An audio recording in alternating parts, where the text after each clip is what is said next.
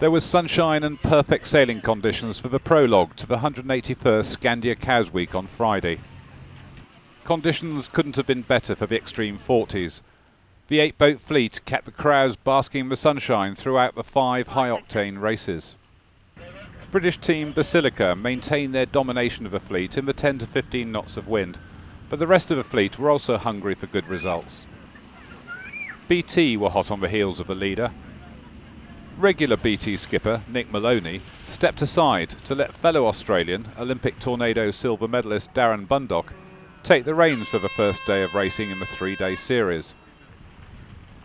The switch produced excellent sailing and consistent results from a predominantly Australian crew, but includes Glenn Ashby and Briton Hugh Styles. The team proved consistency pays by securing 4 second-place finishes and 1 third, and finished the day on equal points with Basilica, but just off pole position on countback. While BT has had an encouraging start, it's Basilica who have found the secret formula to crossing the line first. They are still the main contender to win the iShares Cup at Skandia Cowes week.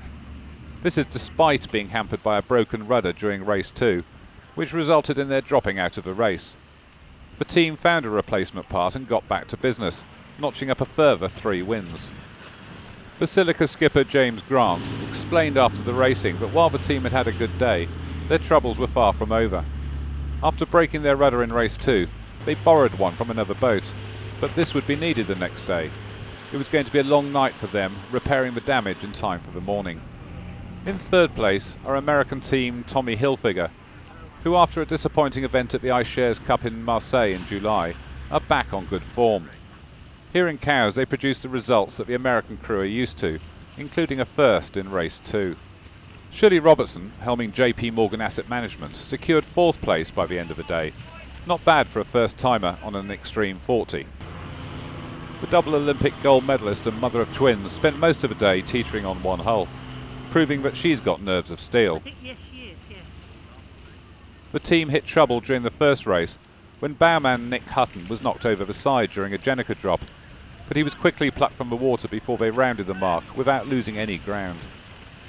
Kiwi skipper Aaron McIntosh, driving Volvo Ocean Race, kept his head amongst the mayhem to end the day in 5th place.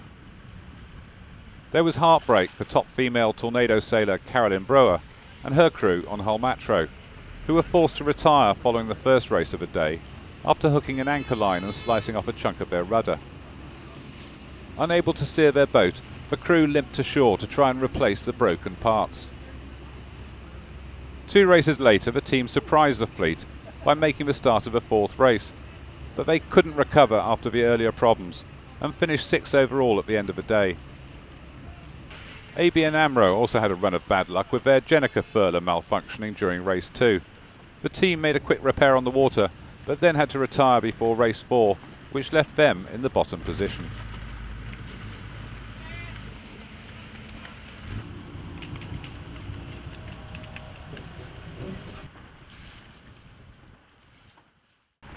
For the first time at this year's Skandia Cowes week, the Laser SB3 class, in association with Volkswagen Taureg and with the support of Cowes Combined Clubs and Skandia Cowes week, created a special invitation-only event to find the Volkswagen Taureg King of Cowes at the beginning of this year's Skandia Cowes week. The entry criteria stated that the helmsman or skipper would be chosen from boats which had competed in Skandia Cowes week 2006, and where the points difference between the top 3 overall finishing positions was 12 points or less. 28 SB3s came to the line for the start of the 3 planned races to decide who would be crowned the king, and tight racing got underway from a committee boat start in the lee of the Brambles Bank. Many of the skippers were more at home at the helm of larger keel boats, and some struggled with the lively Laser SB3s. As the yachts crossed the finish line for the 3rd time, it was Alistair Richardson who would be crowned Volkswagen Taureg King of Cowes 2007 and drive away the top prize of a Volkswagen Taureg. His invitation to sail came after skippering the winning Extreme 40 Basilica at Skandia Cowes week in 2006. Alistair might be driving away the first prize, but the owner of the SB3, Toby Litton, doesn't go away empty-handed. He won a brand new Laser SB3. In 2nd place was David Apthorpe, who usually sails a J105. He drove away a Volkswagen EOS, and in third place it was Russell Peters, who took the SB3 title last year.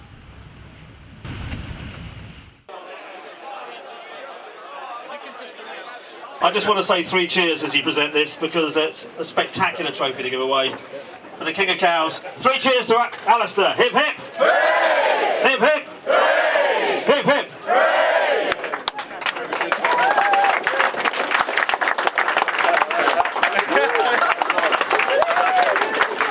Oh dear me, this is amazing. Fantastic day we've had. My crew have done an absolute marvellous job despite not having any practice actually. Just an awesome event that's been organised. I mean, this is what sailing's about, I think. All the media, all the sponsors and big prizes. It's what makes great sailing and great events. I'd like to make a special thank you obviously to Volkswagen and obviously for letting me have a Taureg. Very nice, thank you very much. Also Laser, I mean, a fantastic job. They've designed a boat that's just a great boat to sail, makes it nice tight racing. I mean, it makes it really difficult for the sailors. And oh yeah, you know, just fantastic. And everybody that's made this event possible and all the sailors that have come along, it's just been a great event. Thank you very much.